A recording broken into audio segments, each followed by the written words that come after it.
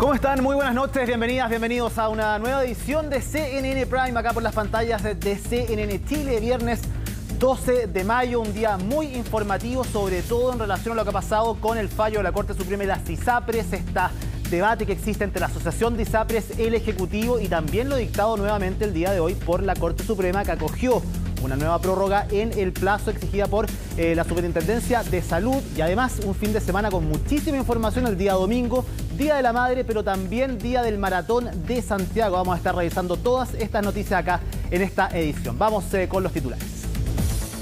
La Corte Suprema accedió a ampliar en 6 meses el plazo para el cumplimiento del fallo en contra de las ISAPRES. La ministra vocera de Gobierno, Camila Vallejo, calificó como una desfachatez que el gremio acusara al Ejecutivo de intentar engañarlos por medio del proyecto de ley corta que facilitaría el pago de la deuda. Y el presidente Gabriel Boric encabezó su primer consejo de gabinete tras la elección de consejeros constitucionales.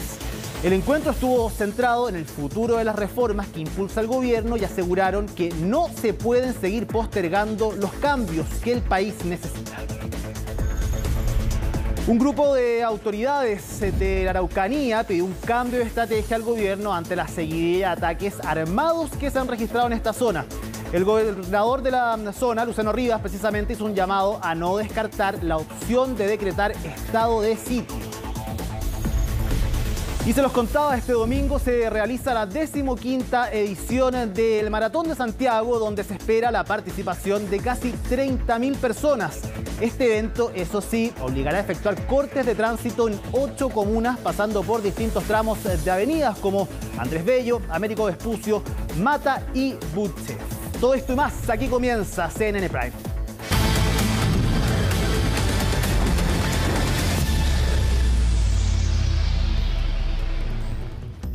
El proyecto Alameda Providencia sigue avanzando y los jefes comunales junto a la gobernación regional deberán llegar a un acuerdo definitivo en menos de un mes. El principal debate gira en torno a la icónica rotonda de la Plaza Baquedano y la pregunta es, ¿se eliminará? ¿Se mantendrá? Todo eso se debe definir y nos lo cuenta Daniela González en la siguiente nota. Plaza Baquedano, lugar de celebraciones y manifestaciones políticas, religiosas, deportivas, sin duda un ícono de la capital.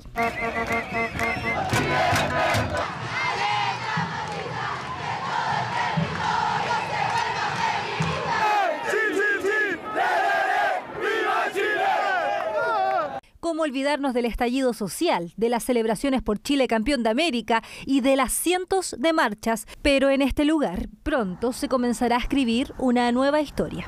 Y esta rotonda que ven a mi espalda, en unos meses más no existirá más. El espacio será reemplazado por una gran explanada. O por lo menos eso es lo que busca el proyecto inicial. Sería más o menos así. No, me parece ideal porque la verdad es que uno cruzando se demora demasiado, así que sería, sobre todo yo que estudio, de hecho, al otro lado es mucho más rápido para mí llegar.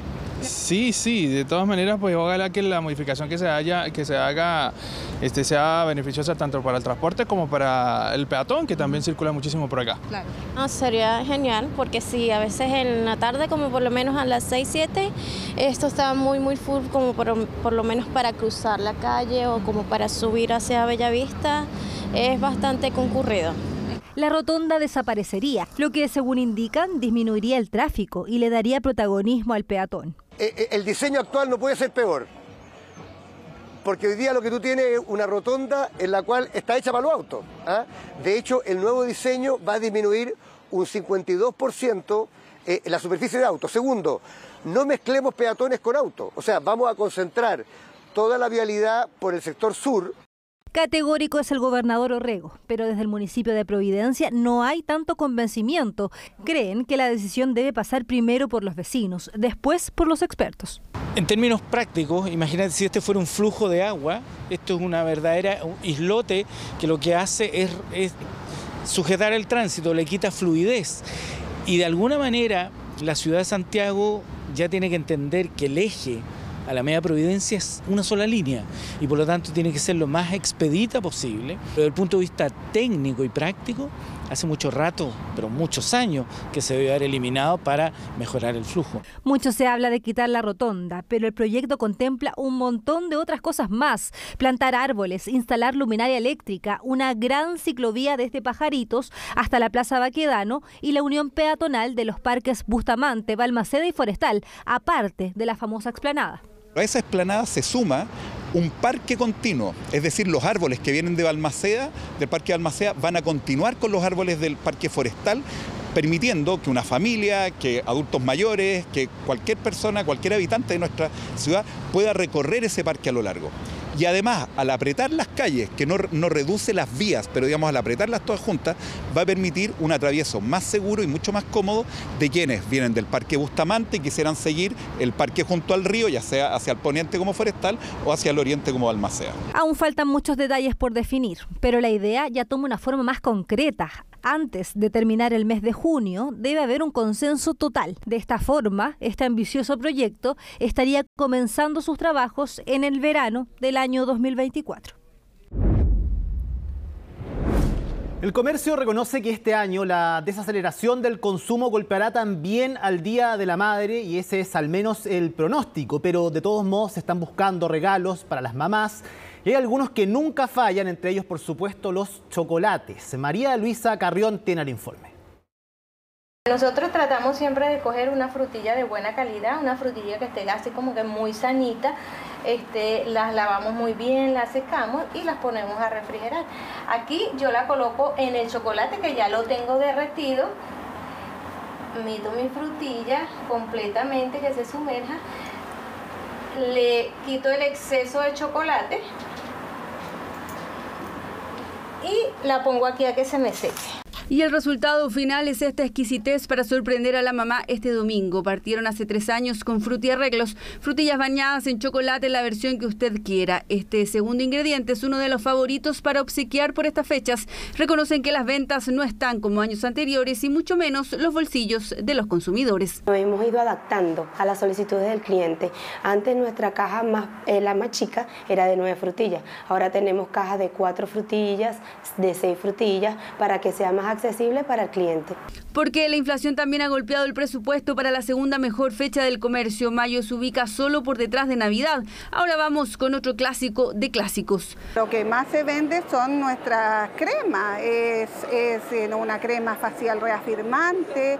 Están enfocadas en las personas ya mayores, aunque son para todo tipo de piel, pero para mamitas jóvenes y para mamitas más adultas. Patricia también nos cuenta que este mayo está más lento que el anterior, pero al menos en su rubro las ventas han ido aumentando paulatinamente las últimas semanas. Empezaron a aumentar como desde, yo diría que desde el 20 de abril hacia arriba, o sea, hasta hoy día. Y yo creo que hasta el domingo esto va a ir cada vez mejor. Chocolates y cremas que se suman a la ropa como 2 tradicionales regalos que se toman el Día de la Madre. ¿En qué está pensando usted? Crema, ropa de invierno sobre todo. Una cremita, un bolsito, capaz un vestido para ella que le gustan. ¿Qué dicen los datos? Un estudio de la consultora Kantar indica que un 22% se inclina por obsequiar cremas faciales y corporales, un 19% chocolates y luego un poco más abajo se encuentran el vestuario y las fragancias. Pese a la inflación hemos identificado que más hogares están comprando productos de categorías cosméticas.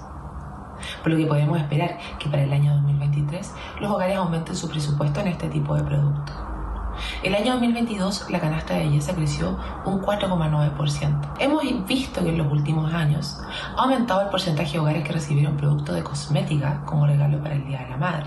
Más allá del qué comprar, cómo está el presupuesto, más del 50% de los hogares tiene previsto gastar no más de 20.000 pesos en regalos. Un 21% tiene como tope 40.000 y casi un 20% menos de 7.000 pesos. En la calle se reconoce una billetera más acotada, incluso se buscan estrategias para hacer el gasto más llevadero. Nosotros por lo menos con mi hermano nos ponemos como acuerdo, somos 4, así que hacemos como un aporte y compramos como un regalo al final. Sí.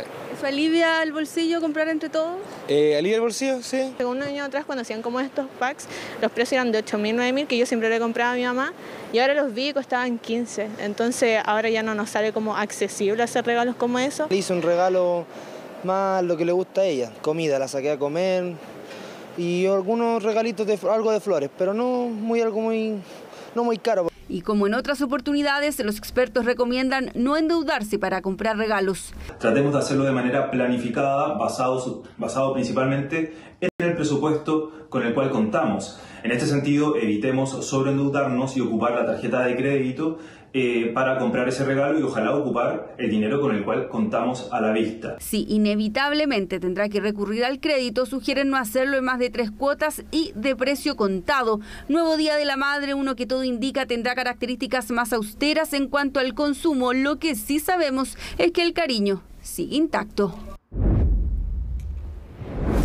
Pero el próximo domingo no solamente se celebra el Día de la Madre, sino que también se va a realizar el Maratón de Santiago, una corrida que va a tener, por supuesto, cortes en calles, en las principales arterias de nuestra capital. Vamos a pasar a revisar, de hecho, algunas de las principales calles que están cortadas. Ustedes pueden ver en pantalla precisamente el recorrido total de la maratón, que se divide en 10 kilómetros, 21 kilómetros y 42 kilómetros, la maratón completa. ¿Cuáles serán las calles que van a estar cortadas entonces durante el Maratón de Santiago? Revisemos. Por ejemplo, la carrera va a comenzar en el Parque O'Higgins, lo que va a obligar a suspender el tránsito de vehículos en un extenso tramo de la capital. Van a estar cerradas desde Avenida Biel, en la carretera de la Ruta 5 Sur, Mata, Grecia, Antonio Varas, Eleodoro Yáñez, Los Leones, para luego retomar nuevamente en Grecia y así empalmar con Américo Vespucio y Avenida Osa. Ya por el tramo norte, el corte considera la Avenida Bicentenario, Andrés Bello, la Avenida Providencia, la Alameda, para culminar finalmente nuevamente en el corte de Buchef. Estos cortes se van a realizar entre las 5 de la mañana y las 2:30 de la tarde, que es el tramo donde van a generar también, por supuesto, desvíos de tránsito. Hay que estar muy alerta también con las distintas informaciones que emanen desde las autoridades oficiales, pero ustedes pueden ver en esta imagen entonces las calles que van a estar cortadas, que es precisamente el recorrido que se hace para esta 15ª versión del Maratón de Santiago, día domingo entonces entre las 5 de la mañana y las 2:30 de la tarde. Muy atentos con los cortes, un día donde también se celebra el Día de la Madre, así que a tomar todos los resguardos necesarios para lo que va a ser una jornada con muchísimo movimiento acá en la capital. Ya, cambiamos completamente de tema y vamos a hablar principalmente de uno que se ha tomado la jornada del día de hoy y tiene que ver con que la Corte Suprema acogió finalmente la solicitud de la Superintendencia de Salud para así prorrogar el plazo de entrega de un mecanismo que permita cumplir el fallo dictado contra las ISAPRES. Todo esto en medio de la discusión respecto a la ley corta que tiene enfrentados al gobierno y al gremio de las aseguradoras. Vamos a tomar contacto con Ángela Rayman, quien está con nosotros, que nos va a contar más sobre este tema que ha estado reporteando durante esta jornada, las distintas aristas acerca del tema de las ISAPRES. ¿Cómo estás, Ángela? Buenas noches. Muy buenas noches, Ivo. Claro, van a ser 6 meses más a partir del 30 de mayo que va a tener la Superintendencia de Salud para poder cumplir con el fallo que le otorgó la Corte Suprema bajo el contexto de este mecanismo que debe publicar este ente fiscalizador para que las ISAPRES se ajusten finalmente a la tabla de factores que ya rige desde el año 2019. Sabemos que además de este reajuste que se debe hacer en los planes de cada uno de los afiliados que todavía no se haya ajustado su plan a esta tabla universal, también se le debe devolver los excedentes a todas aquellas personas que se le cobró de más. Esto también, por supuesto, sabemos que ha traído ciertas repercusiones, sabemos las discusiones que hay en el contexto de la ley corta de ISAPRES, que fue presentada hace tan solo algunos días. Hay ciertas críticas, algunas personas que señalan que esta prórroga se debía haber solicitado mucho antes para dar más cantidad de tiempo a que los senadores, los diputados, los parlamentarios puedan finalmente discutir con el tiempo prudente lo que es esta ley corta de ISAPRES, que le daría en el fondo viabilidad y gradualidad a este fallo de la Corte Suprema. Ahora, también por otra parte, esto ha sido muy criticado por parte de las mismas ISAPRES, la Asociación de ISAPRES el día de ayer lo que señaló es que esta ley era un engaño y que incluso podría pertenecer a lo que es una estrategia administrativa para terminar con las aseguradoras y estatizar completamente lo que es el sistema de salud en nuestro país. Pero Ivo, te invito a que podamos ver la siguiente nota y luego sigamos comentando. Fue un largo suspenso que por ahora se alarga aún más. Finalmente la Corte Suprema accedió a la prórroga solicitada por la Superintendencia de Salud para poder cumplir con el fallo dictado por el mismo tribunal. Este periodo se extiende hasta el 30 de noviembre. 6 meses más serán los que tendrá el ente fiscalizador para dictar el mecanismo que obliga a las ISAPRES a ajustarse a la tabla única de factores y devolver los excedentes cobrados a sus afiliados. Se han ordenado dos cosas: la adecuación de los precios de acuerdo al ajuste de la tabla de factores y también la eventual devolución de excedentes, y en ninguna de las dos materias se ha avanzado en los 6 meses que originalmente dimos. En consecuencia, considerando que es un tema que tiene complejidad, consideramos entonces pertinente dar otros 6 meses de plazo para que efectivamente el fallo se pueda cumplir. Y es que todo se ha dilatado. En paralelo, continúan los enfrentamientos por la iniciativa presentada por el gobierno, la ley corta de ISAPRES, herramienta que busca dar gradualidad al cumplimiento del fallo, pero que ha sido definido como un engaño por parte de las aseguradoras. Una forma administrativa de terminar con el sistema de salud privado es otra de las acusaciones más críticas que emitieron desde las ISAPRES. Nos parece en primer lugar una desfachatez, ¿no? Las ISAPRES no pueden pretender que el gobierno las acompañe en la idea de incumplir el fallo de la Corte Suprema. Si nosotros hubiéramos querido una quiebra generalizada de la ISAPRES, la verdad es que hubiéramos mandatado al cumplimiento inmediato del fallo y la aplicación inmediata del fallo, y no estamos haciendo eso. Los asegurados siguen teniendo sus opciones en las ISAPRES. Las ISAPRES lo que tienen que, por ejemplo, si se aprobara la ley y se publica la circular, el primer impacto financiero de las ISAPRES es que tiene que reducir en un 6% sus ingresos anuales en promedio con las cifras que dio la Superintendencia de Salud. Esto de aquí es una condición tan extrema la que se plantea en este proyecto, que no hay ninguna fórmula para corregirlo. El hecho de plantear una baja de los ingresos mensuales de 30.000 millones, no hay ningún sector que sea capaz de hacerse cargo de ese tipo de volúmenes. 1.400 millones de dólares se tendrán que devolver las instituciones de salud previsional a cerca de 750.000 afiliados. Contratos que, según la Superintendencia de Salud, han sufrido los cobros en exceso. Monto millonario que se traduciría a 100 años de utilidades de las ISAPRES. Luego de cumplido el fallo del máximo tribunal del país, las ISAPRES tendrán 6 meses para presentar un plan de pago, mecanismo que posteriormente será analizado por una comisión experta. El proyecto, si se llega a poner en práctica tal como está presentado, lo que hace en realidad es terminar con el funcionamiento de las ISAPRES tal como están hoy día, terminar con las coberturas de las personas, causar un daño muy importante al sistema de salud completo y evidentemente no cumplir con el fallo. Como ciudadano uno puede preguntarse si el gobierno tiene toda la información, si entiende la crisis sanitaria que esto puede causar. Jamás hemos buscado un salvataje. No queremos tampoco introducirnos en el tema de la tramitación de esa ley, y de ese punto de vista es un tema que va por un carril distinto. Se nos pide una prórroga de plazo, se ha dado, y esperamos que en ese tiempo se pueda cumplir este fallo. Reacciones políticas también se han sumado a esta discusión en que ha tomado fuerza durante los últimos días. En la oposición apelan al colapso que podría haber en el sistema de salud nacional en caso de que quiebren las ISAPRES. Se confirma que el gobierno, aprovechándose de una coyuntura que es un fallo, a nuestro juicio también equivocado de la Corte Suprema, y queremos decirlo también, aprovechándose de esta coyuntura, quiere aprovecharse para cumplir alambicadamente el sueño de estatizar la salud en Chile. Como acá no estamos defendiendo la ISAPRES, sino que estamos defendiendo a los millones de usuarios del sistema de salud chileno. Han estado cobrando miles de millones de pesos que no correspondían a las familias afiliadas al sistema. Y la Corte Suprema ha dicho con toda claridad que deben devolver esos fondos. El gobierno ha preparado una ley corta que las ayuda a planificar cómo van a devolver esos recursos. Discusión que continuará en el Congreso, donde ahora serán los parlamentarios quienes deberán definir los lineamientos de la ley corta de ISAPRES, proyecto que pretende dar equilibrio y gradualidad al cumplimiento del fallo del Tribunal Supremo, pero que ha sido blanco de críticas por parte de las aseguradoras.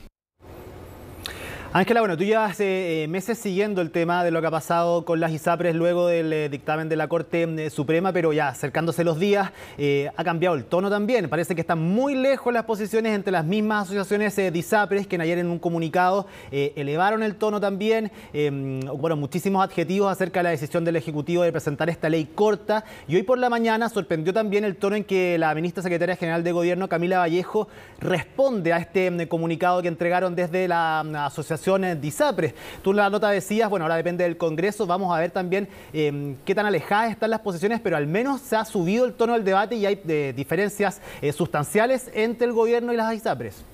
Claro, Ivo, y lo vimos también en las declaraciones de los parlamentarios. Hay dos posiciones también dentro de las discusiones donde se van a dar actualmente la discusión de la ley corta de ISAPRES, porque claro, hoy en día se presenta un proyecto, pero como esto ya se ingresa al Congreso, esto puede ir evolucionando. Incluso hay ciertas personas que han señalado que posiblemente se puede volver a discutir lo que es esta deuda de los 1.400 millones de dólares, que por lo demás aclarar un punto. En la nota se mencionó que son 100 años de utilidades. Claro, son 100 años de utilidades si consideramos tanto la rebaja que deben realizar las ISAPRES de sus planes de salud con los afiliados y además con el reajuste de la tabla de factores y además sumando los 1.400 millones de dólares serían los 100 años de utilidades de las ISAPRES. Ahora, si consideramos esto por separado, los 1.400 millones de dólares serían 35 años de utilidades de las aseguradoras, que por cierto sigue siendo un monto sumamente millonario independiente del tiempo, porque hay otro punto que también se ha discutido dentro de lo que es la ley corta de ISAPRES, es que se le da la posibilidad, luego de que la superintendencia cumple con el fallo de la Corte Suprema, de que sean las propias ISAPRES las que presenten un plan de pago. Tienen 6 meses para poder presentar un proyecto. De ese proyecto va a haber una comisión experta que va a analizar esta propuesta que entreguen por parte de las aseguradoras. Otros 6 meses más van a tener para llegar a ciertas conclusiones. Si es que eventualmente la superintendencia rechaza esto, va a tener una segunda posibilidad, pero ya en una tercera oportunidad, la superintendencia eventualmente definiría cómo se pagaría y cómo se devolverían estos excedentes. Sí, está bien difícil porque desde la ISAPRES dicen también que ellos no podrían, aunque el plazo de tiempo, el lapso de tiempo que les den, al que se puedan acordar para poder devolver estos cobros en exceso realizados durante los últimos años, tras el dictamen de la Corte Suprema, dicen que están funcionando con lo justo económicamente, que ellos todo lo que tienen lo están invirtiendo para que el sistema siga funcionando y es ahí donde ellos tienen este tope. Hay que ver eso, si estos 1.400 millones es un estimado que hace el Ejecutivo, hay que ver qué cifras entregan también desde las ISAPRES, ver cuándo se vuelven a sentar a la mesa, qué propuestas hacen también. Estos 6 meses van a ser claves también para eso y ver de qué manera en estos 6 meses avanza también esta ley corta de ISAPRES, que tiene urgencia simple, así que vamos a ver si es que dan los tiempos, Ángela. Claro, Ivo, bueno, en ese contexto también las posiciones son infinitas, o sea, hay posiciones de los distintos colores políticos con respecto a lo que es este tema. Ahora, de forma transversal, lo que se ha señalado es que lo que no se quiere lograr es terminar con las ISAPRES porque se sabe lo que eso podría producir en el sistema de salud a nivel nacional. Bueno, en ese contexto, el día de hoy, Matilde Burgos, en Hoy es Noticia, pudo conversar con Manuel Inostroza, quien es ex superintendente de salud, y también se refirió a lo que ha sido toda esta discusión, así que te invito, Ivo, que podamos escucharlo. 1.400 millones de dólares equivale a 3 veces el patrimonio del sistema ISAPRES y por lo tanto es una cifra impagable, ni en 5, ni en 2 meses, ni en 2 años, ni en 20 años. También era bueno poner en el proyecto de ley y dejarlo por escrito en la ley la metodología de cálculo de cuánta plata era la que definitivamente podía devolverse. En realidad para eso no se necesita el proyecto de ley. El proyecto de ley era necesario por 2 razones, Matilde. Una, para compartir el riesgo político de una decisión tan compleja como esta. Y en segundo lugar, para abrirse a una metodología que pudiese ser discutida y acordada con gobiernos y oposición en el Parlamento, con los parlamentarios, a fin de definir un monto intermedio, no sé, 300, 400 millones de dólares. Bueno, Ivo, una discusión que se continúa dilatando, 6 meses más va a tener la superintendencia para poder presentar este mecanismo, un plazo también que se va a alargar para el Congreso, para poder discutir la ley corta de ISAPRES y cumplir definitivamente con el fallo de la Corte Suprema. Ahora también, el 30 de noviembre se terminaría nuevamente este plazo, va a continuar la discusión, vamos a ver qué tipo de tono se va a dar en la discusión entre el gobierno, las ISAPRES y también dentro del Congreso para saber finalmente qué sucede con esta situación y esta crisis que ya lleva abarcando las ISAPRES desde más de 2 años. Sí, vamos a ver si se acercan las posiciones con el tiempo, al menos hay un nuevo plazo, 6 meses, 30 de noviembre, tú lo decías. Muy bien, Ángela Rayman, muchísimas gracias por este contacto, que estés muy bien. Buenas noches, Ivo, que estés muy bien. Cambiamos de tema para contarles que un grupo de militantes de la Democracia Cristiana pidieron hacer un plebiscito interno para definir si entrar o no al gobierno. El partido aún sufre las consecuencias de no tener ningún candidato electo en el Consejo Constitucional y ya se han generado tensiones por las futuras alianzas electorales. Paul Follert nos cuenta más. Llegaron con carteles hasta la sede de su propio partido. ¿El motivo? La molestia de un grupo de militantes de la ADC con los resultados de la elección y la eventual posibilidad de que el partido ingrese al gobierno. Creemos que la decisión que tiene que tomar el Partido Demócrata Cristiano respecto de lo planteado por la izquierda, en el sentido de incorporarse al gobierno y eventualmente tener una alianza electoral con ellos, debe ser decidida por los militantes. Por eso decimos: un militante, un voto. La tensión en el partido no es nueva, se arrastra hace varios meses, encontró su pic luego del plebiscito de salida. Después de una profunda reflexión, renunciar al Partido Demócrata Cristiano. Y se agudizó tras los resultados del domingo, donde la Democracia Cristiana por primera vez quedó fuera de un órgano de representación popular. Pero no solo fueron los resultados los que agudizaron el problema, sino también los llamados de algunos en el oficialismo para integrar a la ADC al gobierno, una posibilidad que divide al partido. La incorporación de la Democracia Cristiana al gabinete debiese estudiarse. Es que hasta este minuto no ha habido ni una comunicación formal del gobierno a través del Poder Ejecutivo de invitar a la Democracia Cristiana a ser parte de un gobierno. Eso no existe. Pero la discusión de fondo no es solo la incorporación o no de la ADC al gobierno. Detrás de esto se esconde la definición del partido respecto de cuáles serán sus alianzas electorales en el futuro. Y en ese debate, el oficialismo ya hace una invitación. Nosotros como fuerza oficialista tenemos que buscar incorporarlos, por ejemplo, en la discusión próxima de las elecciones municipales y de gobernadores y gobernadoras. Es el partido que más tiene alcaldías del centro a la izquierda. Y por tanto también ellos tienen una necesidad de llegar a acuerdos porque por el camino propio arriesgan a desaparecer como partido. Creo que lo más importante hoy día es comenzar el diálogo para las próximas elecciones municipales y regionales, y eso hay que empezarlo ahora. ¿Con qué propósito? Con tener candidaturas únicas y unitarias de todo el oficialismo, de nosotros la Democracia Cristiana y de otros que quieran sumarse. Y es este último punto el que se ha instalado en la ADC. Varios reconocen que el partido perdió fuerza y corre el riesgo de desaparecer. Aún así, la tienda se ha enredado en la definición de las alianzas. Mientras algunos apuntan a fortalecer la alianza con el socialismo democrático, otros se abren a la posibilidad de establecer lazos con fuerzas como demócratas, amarillos o incluso Evópoli. Si hay nuevos hechos. Durante este año tenemos la impresión que efectivamente se va a consolidar la formación de amarillo, la formación de demócrata.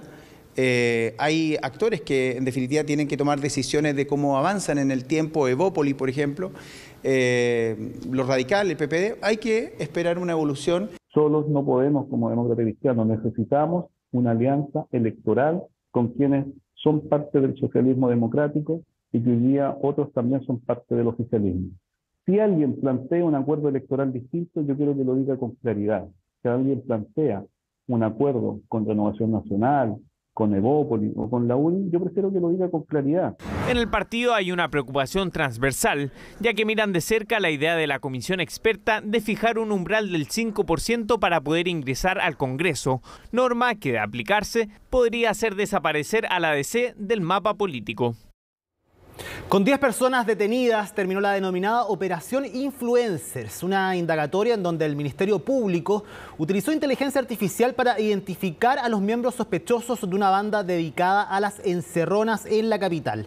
¿Cómo se aplicó esta nueva tecnología? Lo vemos en el informe que preparó Valentina Nieto. Hemos escuchado hablar de ella en las películas o incluso en la creación de imágenes no reales que se han vuelto viral. Hablamos de la inteligencia artificial, una herramienta que está siendo utilizada en prácticamente todas las áreas y que hoy se suma también en las investigaciones criminales. Operación Influencer es el nombre de la indagatoria que la PDI, la Fiscalía Occidente, realizó para desarticular una banda delictual dedicada a las encerronas en el sector poniente de Santiago y en donde la inteligencia artificial jugó un rol trascendental. Este es el primer gran éxito del sistema de analítica avanzada que el Ministerio Público está implementando desde el mes de marzo. Estamos confiados en que este sistema nos va a permitir llevar con mayor rapidez ante la justicia a un conjunto de delitos que causan gran temor en la población. Fueron 10 sujetos los que lograron ser detenidos gracias a la fiscal Heredia, como fue bautizada por el Ministerio Público esta nueva inteligencia de analítica avanzada. Pero ¿cómo funcionó la aplicación de esta tecnología? ¿Cómo se hace esto? Teniendo una persona conocida con nombre y apellido que está involucrada en este tipo de delitos, lo que se hace es un análisis por parte de informática, y este análisis es bastante rápido, donde se determinan sujetos probables de participación de acuerdo a las bases de datos que mantenemos nosotros como Ministerio Público. A través también de la adaptación de la tecnología y la incorporación de nuevas tecnologías de investigación en los procesos investigativos que permiten prontamente dar con las personas que se ven involucradas en estas bandas criminales. En palabras simples, el sistema filtra y analiza la información recabada y contenida en distintas bases de datos para identificar a potenciales sospechosos. En la Operación Influencer, por ejemplo, de los 10 miembros de la banda, solo 13 fueron identificados gracias al trabajo de la PDI. El resto fue ubicado gracias a la inteligencia artificial, acreditando así su participación en al menos 8 delitos. Hay mucha información que está a disposición a partir del uso de la tecnología, de las cámaras, de la vigilancia, que evidentemente al cruzarla con un trabajo investigativo puede tener muchos mejores resultados. ¿Recuerda esa noche en la que te di? Operación Influencer, que le debe su nombre a la forma en la que los sujetos operaban, luciendo en las redes sociales los robos que cometían, mostrando incluso sus huidas de carabineros, una banda delictual conformada principalmente por menores de edad, con miembros que iban desde los 15 años hasta los 22. El cruce se hace justamente en base a la información que mantenemos como Ministerio Público junto con la labor investigativa de los policías que, como ya se dijo, ¿no es cierto?, se indaga respecto a la identidad de estos sujetos y por otro lado, ¿no es cierto?, su participación a través también de redes sociales y lo que suben a la internet. Apenas estos sujetos cometían los delitos, sacaban sus teléfonos celulares y comenzaban a hacer imágenes de TikTok, las cuales eran publicadas en vivo, ostentando el vehículo que se habían robado en ese momento. Vamos a pasar la pena. Fueron sus mismas publicaciones las que resultaron una pista crucial para dar con el paradero de estos sujetos, tras una serie de allanamientos en comunas como Puente Alto, Colina, Isla de Maipo y Pudahuel. Uso de redes sociales que, dicen los expertos, se debe aprovechar. Y en este caso el hecho de subir con un presunto trofeo, objetivo o objeto del bien sustraído, con sus pares, o sea, con las personas que están en su entorno, en su barrio, en sus mismas pandillas, son mucho más validados. Es buscar el tiempo real, es definir a partir de una imagen, de un video, de un sonido, de una fotografía, lo que yo estoy haciendo. Y por lo tanto es una muy buena oportunidad para ocuparla en este trabajo investigativo. Los 10 sujetos detenidos fueron formalizados, quedando 4 en prisión preventiva y otros 4 en internación provisoria durante los 100 días que durará la investigación. Y hoy La Moneda realizó el primer consejo de gabinete post-elecciones, una instancia que estuvo marcada por la necesidad de fortalecer los diálogos con la oposición para sacar adelante las principales reformas del programa de gobierno. El Ejecutivo planteó no seguir postergando los cambios ante las condiciones que ponen desde Chile Vamos para poder avanzar en la agenda legislativa. Los detalles en la nota de Francisca Cárdenas. A cada ministro le quedó claro el mensaje. Para La Moneda el objetivo es concretar las promesas realizadas cuando ingresó el gobierno y asumen que para transitar ese camino se debe hacer obviamente con diálogo y conversación. El mensaje llega post elección de consejeros, una semana dura para La Moneda tras los resultados electorales y por el ambiente que se vive en el Congreso, donde pese a que avanzaron distintas reformas esta semana, aún faltan las que componen el corazón del programa. Lo que no podemos hacer es seguir postergando los cambios que nuestro país necesita. Hay harta desafección en nuestro país y en el mundo a la política. Y eso se da porque se siente permanentemente que se incumplen las promesas. Promesas que este gobierno ve en riesgo porque desde la derecha ya advirtieron a La Moneda que no habrá votos y persisten las profundas diferencias que tienen en materia tributaria, de pensiones y salud. O sea, acá si los proyectos son capaces de reformularse y establecer diálogo, van a contar como han contado en algún momento con nuestros votos, pero si no se aplica ese sentido de realidad, ese darse cuenta de lo que ocurrió el fin de semana, lo más probable es que se encuentren también con la muralla en el Parlamento, donde no solamente desde la UDI, sino que desde la oposición en general. Van a seguir al ritmo de esta música o ruido de republicanos o van a poner por delante los grandes acuerdos que nos permitan avanzar hacia un Chile mejor. Acuerdos que requieren diálogo, aunque para el gobierno el debate político no debe perder el foco, que es un Estado más presente y al servicio de las personas. El gobierno debe modificar las reformas para alinearse con lo que masivamente los chilenos le han dicho en 2 elecciones sucesivas. Las reformas de pensiones y tributarias, por ejemplo, han sido amplia y públicamente debatidas. Insistir en una reforma tributaria, no en la misma que se rechazó obviamente, pero insistir en los objetivos de recaudación tributaria, alrededor de 2,5 puntos del PIB, y también el criterio de justicia tributaria. La postura de Chile Vamos ahora va en línea con la del Partido Republicano, los que se opusieron a los últimos proyectos que se discutieron esta semana en el Congreso, rechazando las 40 horas, el salario mínimo y también el royalty minero. Ellos tienen una posición política en la Cámara o en las cámaras que es rígida. Yo espero que podamos conversar y buscar la solución. Eso no significa radicalizarla ni tampoco flexibilizarla, sino hay que concretarla, involucra un camino amplio. Y ese camino amplio es el consenso, el diálogo y los puentes. Lo peor que puede suceder es que el gobierno no cumpla con su compromiso en la reforma. Las llamadas 2 almas de La Moneda y sus diferencias tras la derrota del domingo deberán pasar a segundo plano, señalan voces oficialistas. Ahora el foco está en lograr sumar fuerzas para sacar adelante el programa del presidente Gabriel Boric, el cual podría sufrir modificaciones. Senapred de Valparaíso declaró alerta roja en Zapallar y en Papudo por un gran incendio forestal. Según la información proporcionada por el organismo, el siniestro denominado La Higuera afecta a una superficie de 120 hectáreas y personal de bomberos se encuentra combatiendo la emergencia que amenaza zonas habitadas e infraestructura crítica. Asimismo, brigadistas de CONAF, técnicos y personal municipal se encuentran desplegados para apoyar las labores junto a camiones aljibes y aviones. Desde Senapred informaron que la alerta roja se mantendrá vigente para Zapallar y Papudo hasta que las condiciones así lo ameriten. Se ha iniciado un incendio en Zapallar, el cual rápidamente se ha propagado a la comuna de Papudo.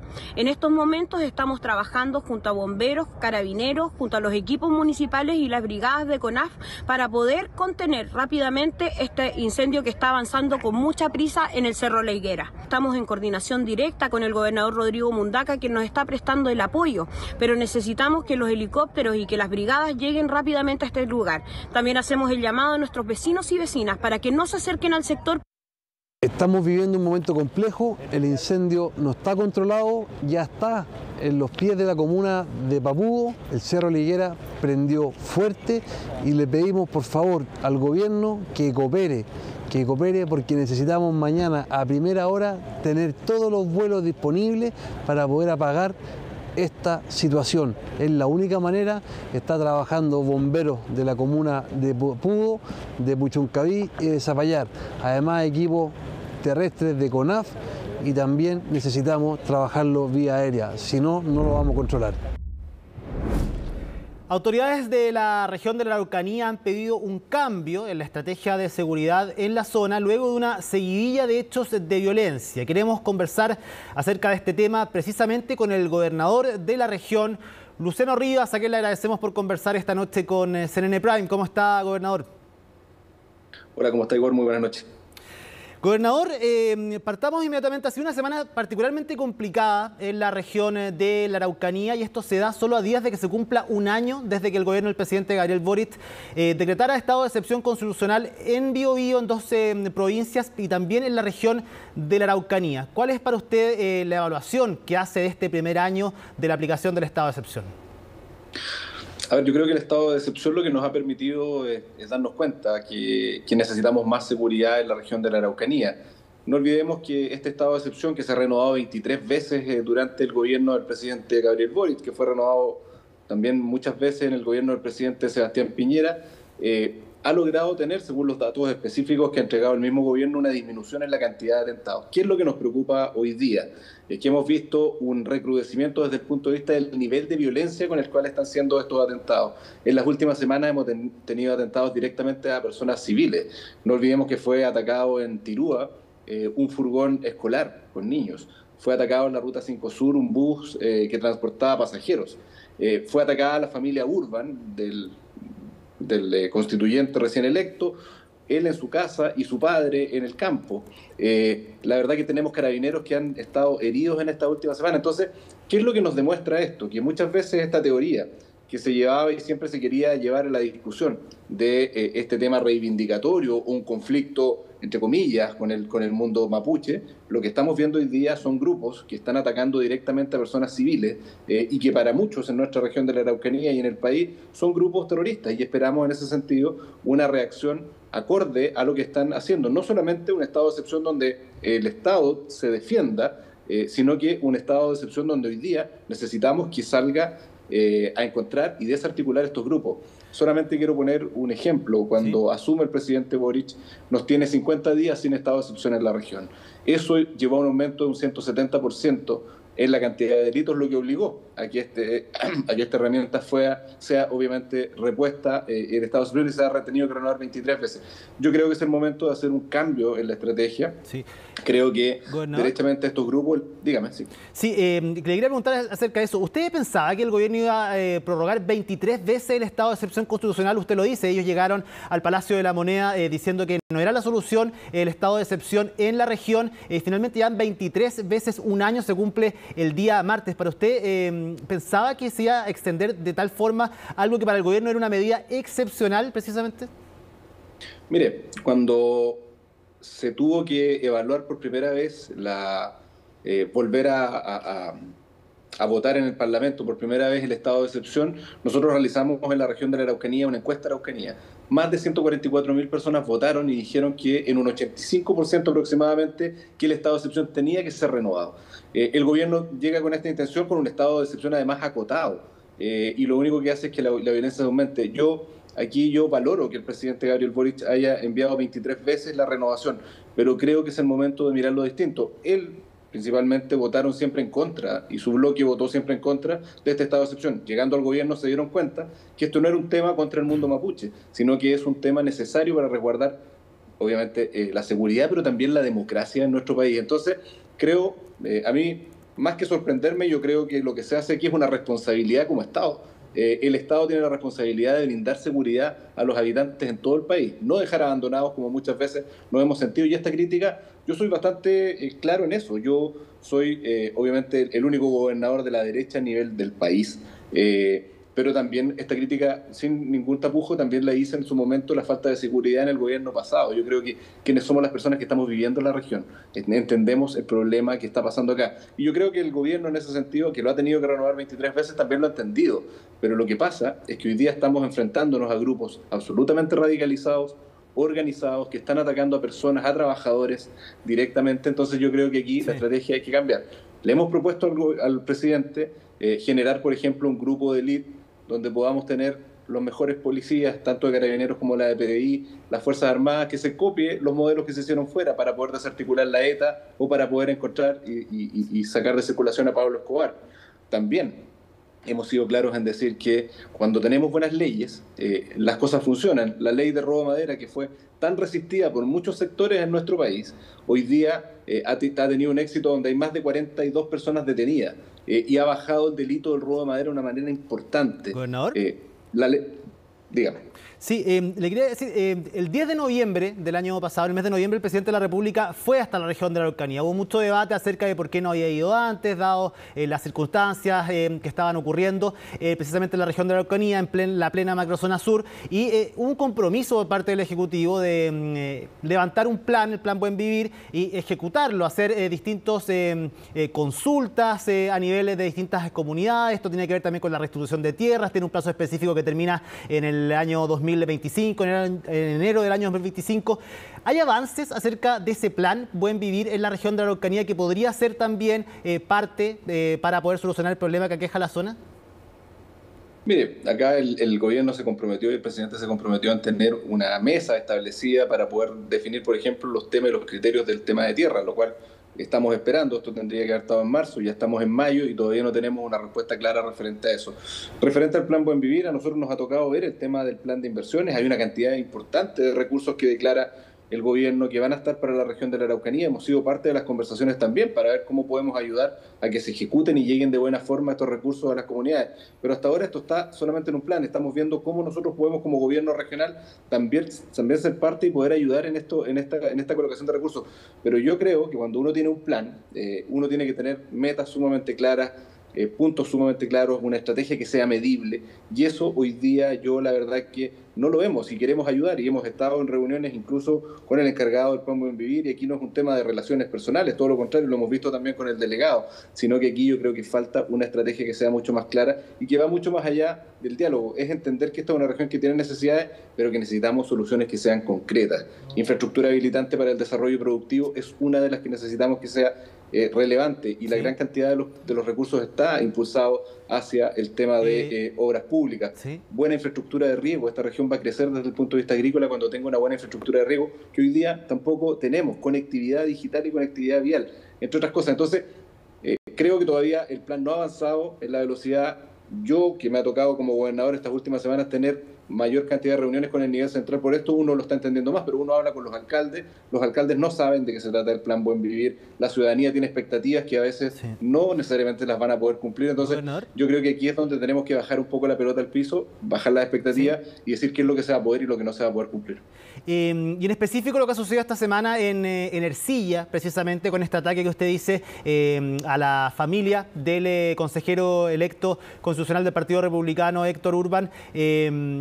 Hubo medidas concretas, hubo anuncio de medidas, alerta roja específicamente para la zona, la llegada de helicópteros, de vehículos blindados, de también mayor distribución de fuerzas armadas para la zona. Eso contribuye también porque ustedes estaban pidiendo estado de sitio. ¿Esas cosas pueden ir por carriles paralelos a la vez?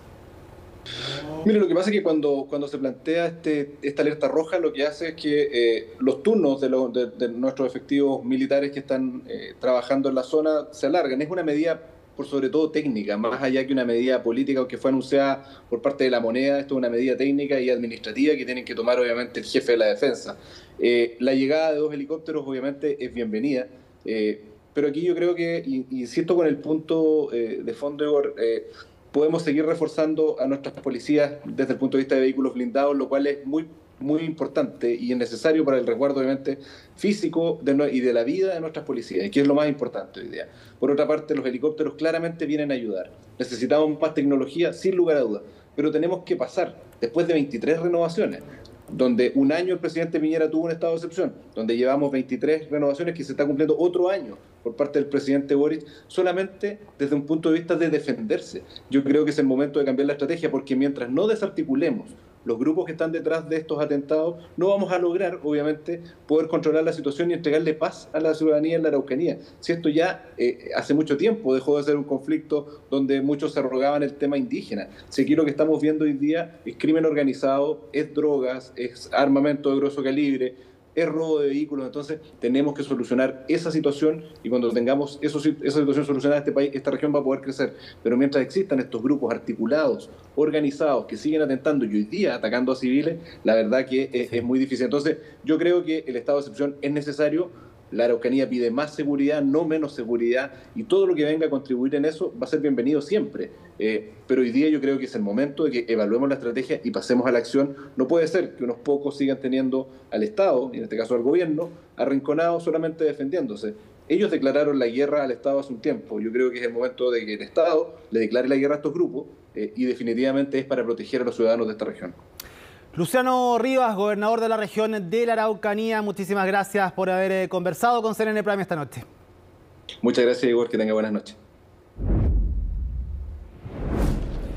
Injusticias medioambientales, derechos humanos vulnerados y la solicitud para un mayor presupuesto frente a los desafíos de la crisis climática. Esas son solo algunas de las conclusiones de un informe entregado por un representante de la ONU, quien visitó nuestro país para conocer los impactos medioambientales en Chile.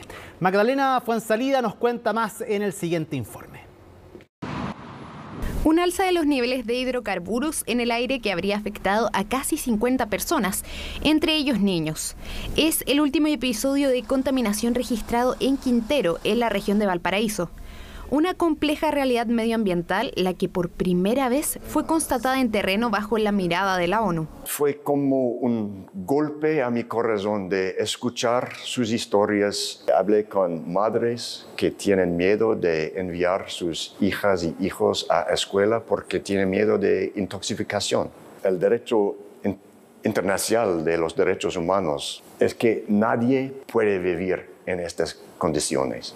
Y por eso el Estado de Chile tiene obligaciones urgentes de mejorar las condiciones medioambientales. Es una de las conclusiones del relator de la ONU, quien hizo un barrido por el país en lugares como el Salar de Atacama y Puerto Montt, para conocer de primera fuente los impactos de la contaminación, la minería a gran escala, la biodiversidad y los derechos humanos en Chile. Los derechos en peligro en Chile a causa de la contaminación del aire, escasez del agua y la contaminación son, al primero, el derecho a vivir en un medio ambiente limpio, sano y sostenible, pero también el derecho a la vida, al agua, a la salud y alimentación. Sequía, desertificación, incendios forestales, olas de calor mortales, aumento en el nivel del mar y una intensidad cada vez mayor de eventos climáticos extremos. Fueron otro de los problemas constatados, vulnerabilidades que coinciden con el último informe del IPCC sobre cambio climático. Todos los países del mundo, todos, tienen una brecha entre lo que necesitamos en mitigación, es decir, en reducción de gases de efecto invernadero y en adaptación. Y Chile sí tiene que seguir avanzando como todos los países del mundo. A pesar de los avances que ha tenido, no son suficientes ni en Chile ni en ningún país del mundo. Lo que se está haciendo es suficiente. Hoy día no puede ser que una actividad productiva tenga asegurado el agua para su negocio mientras hay personas, niños y niñas que a veces van a su colegio y no tienen agua en los baños, o donde hay personas que no tienen agua para su consumo más básico. Entonces hay varias medidas que hoy día desde los organismos de salud, desde los organismos que ven los temas de agua se pueden tomar y poder priorizar a las personas y al mismo tiempo al medio ambiente. La visita destacó iniciativas como la misma implementación del Acuerdo de Escazú, la Ley Marco de Cambio Climático y el avance en procesos de transición socioecológica justa. Tareas que corren en gran parte por el Ministerio de Medio Ambiente, el que cuenta con un presupuesto del 0,17% estatal. Sabemos que el país enfrenta brechas y desigualdades en materias ambientales y que a través de la transición socioecológica justa y la implementación de Escazú buscamos abordar para que los costos no los paguen los mismos de siempre y que los beneficios se repartan equitativamente. El relator especial presentará un informe completo ante el Consejo de Derechos Humanos de la ONU en marzo de 2024. Perú ya adelantó que todas las futuras medidas climáticas y ambientales nacionales, incluida la Estrategia Nacional del Litio, la descarbonización y la protección de la biodiversidad, deben tener un enfoque basado en los derechos humanos. Llegó el momento de revisar las noticias internacionales. Está con nosotros la periodista del área, Laura Soto. ¿Cómo está? Muy buenas noches. Bien, y tú, Ivo, buenas noches. Vamos a partir con la frontera entre Estados Unidos y México. Es el tema que se ha tomado los últimos días con este caos, con este flujo migratorio que había aumentado en los últimos días, pero que ahora, a pesar de lo que esperaban las autoridades de ambos países, el flujo no ha aumentado tanto como era lo que se esperaba, porque tras este vencimiento del título 42, que era un decreto que en su momento fue aplicado en Estados Unidos por la pandemia y que lo que hacía en el fondo era que no le permitía a los migrantes solicitar asilo y los podía ahí expulsar más fácilmente de Estados Unidos hacia México, lo que en su momento también generó un problema bastante importante en las ciudades fronterizas mexicanas, en el fondo con migrantes que quedaban ahí varados sin tener una solución a su situación migratoria. Ahora ese decreto se ha vencido el día jueves en la noche y ahora lo que hace es entrar en vigor otro título, el título 8, que lo que hace es hacer aún más severas las medidas migratorias para los migrantes que quieran ingresar a Estados Unidos. Por ejemplo, en el caso de las personas que ingresen de forma ilegal, ahí les hacen un veto de 5 años para que no vuelvan a poder ingresar a Estados Unidos, lo cual provocó que en las horas posteriores a que finalizara el título 42, la ola de migrantes que llegaron hasta la frontera para intentar ingresar rápidamente antes de que venciese fue caótico y se esperaba algo similar ahora, pero no fue así. De hecho, incluso el canciller mexicano decía que el flujo migratorio ha bajado, que era lo que al menos Joe Biden decía en su momento, de que en el fondo esto podría generar una situación caótica en los próximos días, pero finalmente hasta lo que hemos visto en estas horas no ha sido tan así. Se mantiene más o menos el flujo que había antes. Según México ha bajado, pero se vive una relativa calma ahora en la frontera entre Estados Unidos y México. Sí, imagino que están realizando un trabajo también ambos gobiernos para poder llegar a un tipo de acuerdo y tener un cuidado especial también con las personas que están ahí en términos de los derechos humanos también. Lo hemos visto nosotros en la frontera en el norte de nuestro país. Acá era mucho más, tú lo decías, Joe Biden esperaba que esto fuera una situación caótica y al parecer con el pasar de los días ha ido declinando al menos lo que se esperaba, los pronósticos, igual es bueno. Claro, en las últimas horas al menos eso es lo que se ha visto. No se sabe qué pasará los días siguientes en todo caso, pero aún así se ha reforzado la seguridad en la frontera. Han llegado más agentes, hay todavía miles de migrantes que están viendo cómo regularizar su situación, entonces el problema todavía no termina en la frontera. Y justamente sobre todos esos detalles sobre cómo se vivió esta jornada del día viernes, nos los va a contar en su nota Gabriel Palma.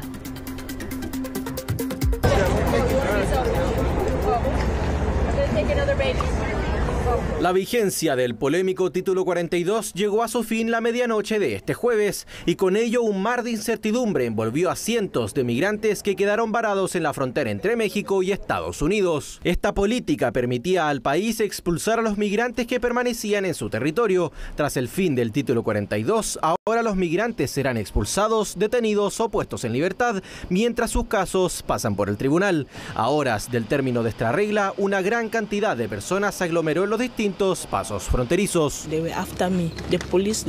Los militares de mi país me perseguían. Estoy corriendo por mi vida. Me siento muy mal, pero no tengo elección. Un futuro, trabajar, estudiar a la vez. Y a la vez conseguir mi familia acá también. Soy mexicano. Entre quienes cruzaron la frontera norte de México después de las 00 horas del viernes, muchos de ellos fueron detenidos y deportados. El título 8, que volvió a regir, obliga a todos aquellos que busquen ingresar por tierra a solicitar asilo. Es precisamente esto último lo que tiene a cientos de indocumentados a la espera. De ahorita en adelante, a partir del 11 en adelante, la aplicación va a tener más espacio. Se está hablando que va a tener más horas, más tiempo y va a tener más citas. Dios mediante, ojalá y sea así, que es lo que esperamos. Sin embargo, y contrario a lo que se había indicado en horas previas al término del artículo migratorio, el flujo de ciudadanos extranjeros que se movilizaron hasta los pasos fronterizos disminuyó con respecto a otros días. El flujo va bajando, no hemos tenido confrontaciones, Estados Unidos está cumpliendo su parte porque ofrecieron, como ustedes recordarán, 360,000 permisos a quienes sí hagan su procedimiento documentado. Esta situación fue celebrada por la propia Casa Blanca, quienes durante las jornadas previas enfatizaron en que el fin del Título 42 no implicaba la apertura de las fronteras, sino todo lo contrario. Las medidas han sido exitosas, pero debemos arreglar nuestro sistema migratorio defectuoso, el cual, por cierto, fue destrozado por el gobierno anterior. Una reforma que tiene que ver directamente con el sistema político estadounidense, el cual es apuntado como el principal responsable de esta crisis. Durante las últimas semanas, el debate sobre la crisis migratoria se ha tomado la palestra política de Estados Unidos. Y no es para menos, pues con candidatos ya confirmados, una de las principales preocupaciones para los propios estadounidenses, según las encuestas, es la migración. Es en la vereda republicana desde donde se han lanzado los dardos más ácidos al respecto. Fue Donald Trump quien en entrevista con CNN realizó una crítica categórica a la gestión de Joe Biden en la crisis. Miren a Nueva York. Esta gente está viviendo en Central Park. Están destruyendo nuestro país y millones de ellos están viniendo y no tenemos idea de dónde vienen. Y es que con la carrera a la Casa Blanca completamente desatada, los analistas prevén que la temática migratoria será un pilar fundamental en las próximas campañas. Esto ha obligado al gobierno a implementar medidas humanitarias para que la migración o los trámites se realicen de manera más rápida. Republicanos y demócratas tienen en el problema de la migración uno de los problemas que más controversia suscita, pero que sobre todo ha llegado a una especie de punto muerto en el cual parecería no haber muchísimas otras opciones. Con el inicio de una nueva etapa en la crisis migratoria y con la falta de certezas para los propios extranjeros, las esperas en los pasos fronterizos serán cada vez más recurrentes, mientras en la política de Estados Unidos la propuesta de una reforma migratoria toma fuerza para las campañas presidenciales. Bien, ahí vemos parte de nuestro informe de nuestro compañero Gabriel Palma. Y claro, lo que decía también el canciller mexicano es que no van a poder recibir como lo hacían antes, 1.000 migrantes por día, que no tienen la capacidad y que tampoco lo van a hacer ahora que se venció este título 42, porque como bien te comentaba, cuando aplicaba esa medida, México tenía que recibir de vuelta a todos estos migrantes y tener que en el fondo hacerse cargo el país de ellos, y es así que colapsaban muchas ciudades fronterizas con migrantes que se quedaban ahí durante meses esperando ver cómo solucionaban su situación migratoria. Ahora hay que ver qué pasa si es que finalmente esta baja en el flujo migratorio se mantiene en los próximos días o si al contrario sucede algo más, pero sin duda que ahora a los migrantes les va a costar quizás mucho más y tienen mayor temor a las represalias que podrían tener si es que intentan ingresar de forma irregular. Por esto que te decía que si ingresaban sin visa podían quedar vetados para intentar ingresar de nuevo por 5 años e incluso podrían enfrentarse a procesos judiciales si es que intentan ingresar nuevamente. Así que bastante complicada la situación que se vive ahí en la frontera entre Estados Unidos y México. Ahora vamos a cambiar de tema, nos vamos hasta Italia, hasta Europa básicamente, porque el presidente ucraniano Volodymyr Zelensky se espera que visite dicho país este sábado para reunirse con la primera ministra Giorgia Meloni, también con el presidente Sergio Mattarella. Y lo otro que se espera después de estas reuniones es que se encuentre con el Papa Francisco en el Vaticano. Ellos no se han reunido desde que comenzó la guerra en Ucrania, solamente han tenido llamadas telefónicas, así que sería el primer encuentro entre ambos desde que comenzó esta guerra. Recordemos que la Santa Sede ha dicho que se ha querido involucrar, está llevando a cabo una misión de paz para en el fondo resolver este conflicto, y es una visita que no ha sido anunciada oficialmente por motivos de seguridad, por supuesto, pero lo que te estoy contando es lo que se espera que suceda durante el día sábado con estas reuniones entre los líderes gobernantes de Italia y también con el Papa Francisco, por supuesto, en el Vaticano, que ahí haya tomado un papel más importante dentro de este conflicto particularmente. Así ya vamos a ver ahí qué pasa si es que finalmente se concreta esta reunión, pero eso es lo que al menos se espera según han indicado informes ahí de medios de comunicación de que esto podría suceder. Así es, y aparte Zelensky va a agradecer a Giorgia Meloni el apoyo que les ha prestado a Ucrania. De hecho, ya estuvo en Kiev en el mes de febrero, así que es una vuelta de mano también, y agradecer parte de estos recorridos que ha hecho Volodymyr Zelensky por Europa, agradeciendo también a los países quienes los han apoyado en este conflicto con Rusia. Sí, como tú bien decías, Giorgia Meloni ya había visitado la capital ucraniana en el pasado y ella también decía, claro, que quería darle un apoyo incondicional a Ucrania en este conflicto, a pesar de que ahí su dupla de de gobierno, el ex primer ministro Silvio Berlusconi tiene estrechos vínculos con Moscú, pero aún así ella entregó como parte de este gobierno su apoyo incondicional a Ucrania. Ahí también va a estar el presidente Sergio Mattarella en estas reuniones que se van a registrar el día sábado. Vamos a ver cómo va a ser el encuentro con el Papa Francisco, que es el que genera más expectativas, por supuesto, con este papel que ha tomado la Santa Sede para buscar una misión de paz y ver una solución pacífica entonces a este conflicto en Ucrania. Vamos a estar atentos de todos esos detalles. Por supuesto, mañana se los contaremos todo. Ahora vamos al último tema porque Twitter, el magnate sudafricano Elon Musk, ya anunció que tiene una nueva directora ejecutiva de la plataforma de redes sociales. La vemos ahí en pantalla. Ella se llama Linda Yaccarino, que es jefa de publicidad de NBC Universal y que ha calmado un poco los temores de los anunciantes debido a estos constantes cambios radicales que ha tenido la plataforma. Recordemos que en un comienzo el director ejecutivo era Elon Musk. Él hizo una encuesta para preguntar si él debería seguir siéndolo o no. Se sacó el mismo. Claramente se echó el mismo de la plataforma. Y bueno, ahora tenemos una nueva directora ejecutiva que justamente, de hecho, ahí veíamos en pantalla de que ella le había realizado una entrevista ahí a Elon Musk en un comienzo. Y claro, lo que pasó con ella es que renunció a su puesto de jefa de publicidad de NBC Universal este viernes y también ahí supervisaba a 2.000 trabajadores en un equipo que ha generado más de 100.000 millones de dólares. Entonces ahora va a asumir un papel importante como directora ejecutiva de esta plataforma que no ha estado exenta de polémicas durante el último tiempo, con medidas, por ejemplo, este tema, por ejemplo, de Twitter Blue, por ejemplo, de las suscripciones de Elon Musk, que se le quitó el ticket de verificación a los famosos y después se le regresó. Entonces han habido bastantes movimientos, bastantes cambios desde que Elon Musk ha sido dueño de esta plataforma. Vamos a ver qué pasa ahora con el mando de ella. Quizás podrían cambiar ciertas cosas, quizás ordenar un poco ahí la situación, porque por supuesto que ha generado mucha polémica este liderazgo de Elon Musk, que sabemos que él es bastante, ¿cómo sería la palabra? Impulsivo, Claro, exacto, es impulsivo en sus decisiones, usa métodos bastante poco convencionales para tomar decisiones, con encuestas en Twitter, por ejemplo, y como bien te decía, eso igual ha generado un poquito de temores entre los anunciantes sin saber para qué rumbo va entonces esta plataforma. Pero ahí tenemos nueva CEO. ¿Cuánto dura en el puesto? A ver si es que a Elon Musk no se le ocurre hacer una nueva encuesta para ver si es que ella sigue o no, así que vamos a quedar atentos. Pero parece que una buena profesional al menos para ejercer el cargo, así que vamos a ver qué pasa. Así es. Laura, muchísimas gracias por toda esta información, que estés muy bien. Nos vemos, Ivo, cuídate. Y nosotros vamos a tomar contacto con Pablo Figueroa, quien a esta hora está en el Teatro Caupolicán en un tributo a Víctor Jara. Pablo, cuéntanos los detalles. ¿Cómo estás? Buenas noches.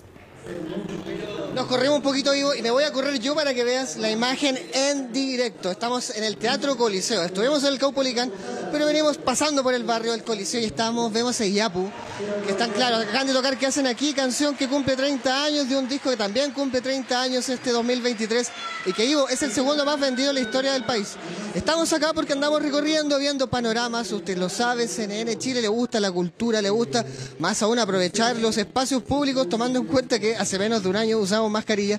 Y venimos a Yapu, tú lo dijiste, estuvimos en Caupolicán, porque claro, mientras se desarrolla esto acá en el Teatro Coliseo, mientras vemos la imagen en directo de Claudio Pizarro, está Yapu acá en el Teatro Coliseo, un par de cuadras más hacia el norte, hacia el sur, disculpen, está el Teatro Caupolicán, donde claro, se está presentando en este momento Inti Illimani Histórico y después cerraba Quilapayún, como parte de una celebración, o más que nada, una conmemoración, no se celebra, por el asesinato de Víctor Jara, que se cumplen 50 años. Vamos a revisar lo que estuvimos en el Teatro Caupolicán, lo que dijo la gente a la entrada de este viernes de conciertos de memoria y también de cultura. Había que venir, había que estar presente. Importante no olvidar a Víctor. Absolutamente. Uno no puede, un país sin historia no existe. Por supuesto que es importante, la mayor estrella que ha tenido nuestro país. Importante incentivar a la juventud, a los niños que conozcan, aparte de la buena música, parte de la historia de Chile. Muy grande la música de Víctor Jara. He escuchado estas canciones y para mí es como una cultura igual de Chile, entonces me gusta demasiado. Ya viene el golpe, los 50 años del golpe, de ahí empezamos hoy día Inti Illimani, Quilapayún haciendo un recital en los momentos que estamos pasando como sociedad. Bueno, ahí veíamos, Ivo, lo que está pasando en paralelo acá en el Teatro Caupolicán. el inicio de la conmemoración, claro, del asesinato de Víctor Jara, una de las máximas, no solamente figuras culturales, figuras de la historia del país. Víctor Jara es más grande de lo que mucha gente piensa y hoy día comienza una conmemoración en su memoria. Sigamos avanzando porque hay bastantes panoramas, lo hemos dicho, CNN Chile, acá nos gusta la cultura. Y bueno, hoy día también es una fecha especial, perdón dicho, ayer. ¿Por qué? Porque era el natalicio 72 de Andrés Pérez, hombre fundamental de la cultura y el teatro chileno, y por ende se celebra el Día del Teatro. Comenzó ayer la celebración, pero hay un montón, Ivo, de eventos, de cosas que van a pasar gratuitas este fin de semana. La llamada es a cultura.gov.cl. Busque, porque en su plaza, en su barrio, hay un montón de panoramas para celebrar el Día del Teatro, que se conmemora a raíz de, claro, el natalicio 72 de Andrés Pérez, hombre detrás de la Negra Estar, entre otros. Está de más decirlo, República 316, está el Gran Circo Teatro, la casa donde está el alma de Andrés Pérez. Vaya a darse una vuelta. Rosa Ramírez dirige todavía la compañía y hay muchos eventos para seguir. ¿Te parece, Ivo? No sé si me escuchas bien, ahí está tocando Iyapu bastante fuerte acá, estamos acá en la calle mostrando cultura. Hay más panoramas y el que sigue es bastante importante, es el Festival de Cine Femenino, el FemCine, que se está celebrando desde el martes y se celebra hasta el próximo domingo. Un montón de actividades gratuitas. La llamada es, vaya a ver cine gratis a la Cineteca Nacional a mi espalda, de hecho acá en Metro Moneda. Mañana hay películas, el domingo igual, todo gratuito, solamente es llegar. Funciones desde las 4 de la tarde hasta las 8 de la tarde. Ivo, no sé si tienes una pregunta para que dialoguemos un poco, me siento un poquito solo mirando la cámara. Sí, pero estás bien acompañado con Iyapu de fondo, ahí estás a paso solamente de este gran concierto. Pablo, decir que tú eres jurado del FemCine.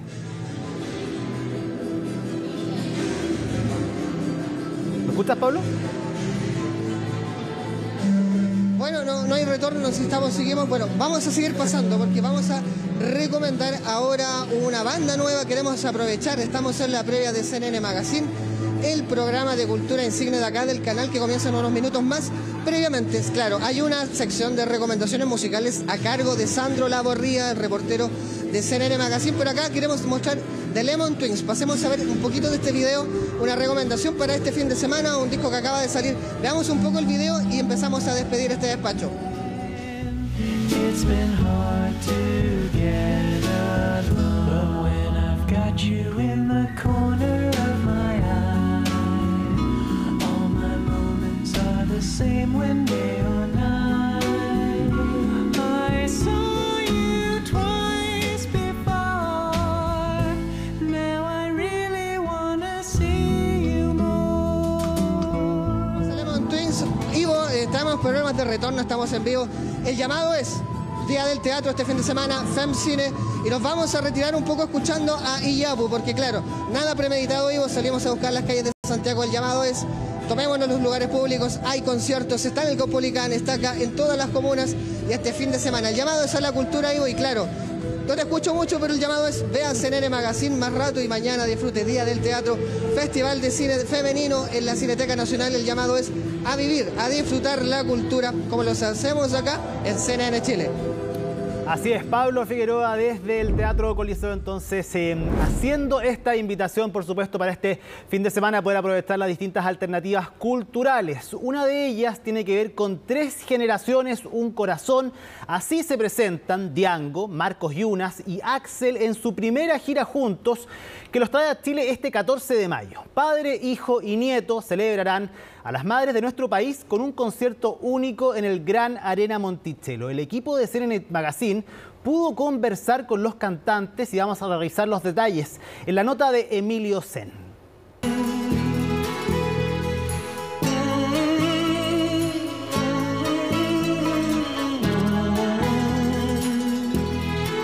Tres generaciones, un corazón. La dinastía Yunas de la música, Diango, Marcos y Axel, pisará por primera vez juntos un escenario en nuestro país.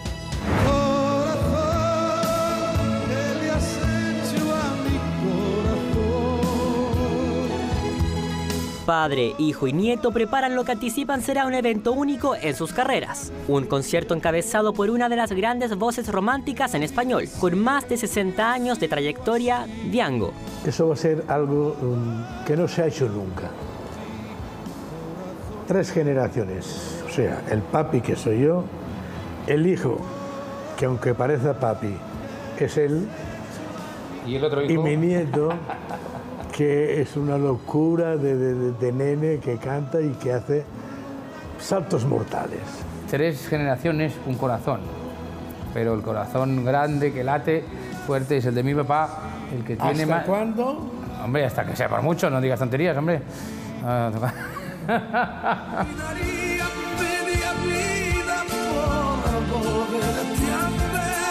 Mientras su padre lideraba las listas de popularidad y sonaban todas las radios, un niño, Marcos Yuna, se motivó a seguir sus pasos y forjar su propio camino en la música, hasta lograr éxito con canciones como Vida y Reconquistarte durante los 90s.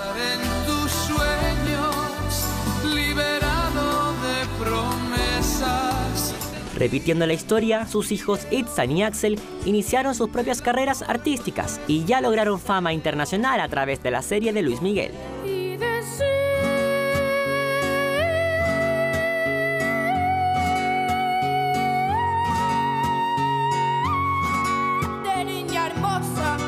O sea que tú vas a ensayar conmigo. Claro, pero escúchame, si vas a hacer las cosas, las vamos a hacer bien. La idea de este concierto, que es lo bonito, cada uno con su categoría, con su éxito, mayor, menor, cada uno, estamos porque tenemos el derecho de estar. No sé si me estoy explicando. Cada uno tiene su lugar y eso es lo bonito, ¿no? Es que digo, bueno, venga, ven tú a cantar también, no, tú también, no. Porque tenemos un camino, obviamente más corto, mi hijo, yo y él. Y es que la música es lo más importante de nuestra vida, de la vida de la familia. La culpa fue del primer beso. A los 120 años voy a pensar en retirarme, afirmó alguna vez el intérprete de Corazón Mágico. Una declaración que, si bien a sus 83 años ya no recuerda muy bien, no descarta cumplir. Cuando tenga 120 años, ¿yo? Sí. No, estaré cantando, por favor. ¿Cómo me voy a retirar yo? Pero puedo cantar a los 120 años. No, ¿qué te parece? ¿Te imaginas? No me lo puedo ni imaginar, pero... La culpa fue del primer beso. Qué horror, ¿no? La cita es para el domingo 14 de mayo, Día de las Madres, en el Gran Arena Monticello, para un hito musical que celebra la trayectoria de una familia que vive por y para la música. Quiero invitar aquí su amigo Marcos Yunas con mi papá Diango a que vengan a vernos porque eso va a ser único, irrepetible. Lo vamos a hacer en Santiago, vamos a hacer en Temuco, en Puerto Varas y Buenos Aires, Córdoba y Lima. Y ya está, yo creo que no se va a repetir más, así que... No, porque el nene va a tener ya 40 años. Y van a pensar el resto de su vida en que hubo 3 cantantes de la misma familia que me cantaron exclusivamente para mí. Las entradas están disponibles a través de Punto Ticket. Donde quieras, tú sabes que yo te diré. Hay entonces otra alternativa para poder celebrar este día domingo, el Día de la Madre. Siga en compañía de CNN Chile, hasta aquí llega CNN Prime, pero ¿qué viene? CNN Tiempo, para que sepa la información durante el fin de semana, y después CNN Magazine. Viernes 12 de mayo, así estuvo nuestro país y el mundo. Somos CNN Chile. Que tenga muy buenas noches.